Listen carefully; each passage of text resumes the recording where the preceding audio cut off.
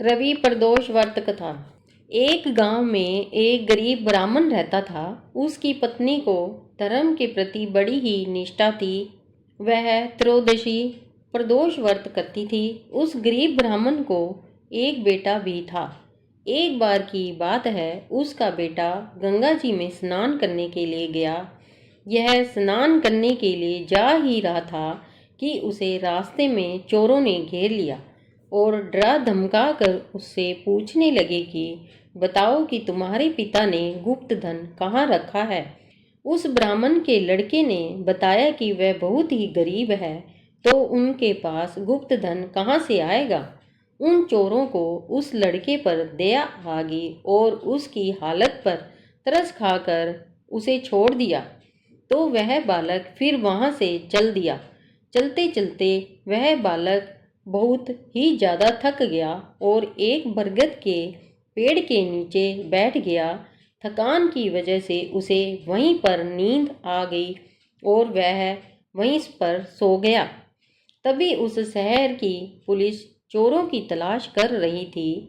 तलाश करते करते पुलिस वहां पर आ गई। पुलिस को लगा कि वह बालक कोई चोर है और उन्होंने उस ब्राह्मण के बालक को चोर समझकर पकड़ लिया और राजा के पास लेकर चले गए। राजा ने उस बालक की बात को बिना सुने ही उसे कारागार में डाल दिया। जब उस ब्राह्मण का लड़का घर नहीं लौटा तो उसकी माँ बहुत ही चिंता करने लगी। अगले दिन प्रदोष व्रत था। उसकी माँ को तुरंत प्रदोष व्रत का ध्यान आया और उन्होंने प्रदोष का व्रत किया। वह मन ही मन अपने बेटी की सलामती के लिए भगवान शंकर से प्रार्थना करने लगी। उसी रात राजा को यह सपना आया कि जिस बालक को उन्होंने कारागार में डाला है वह बालक निर्दोष है। यदि राजा उस बालक को नहीं छोड़ेगा तो राजा का समस्त राज्य और वैभव नष्ट हो जाएगा।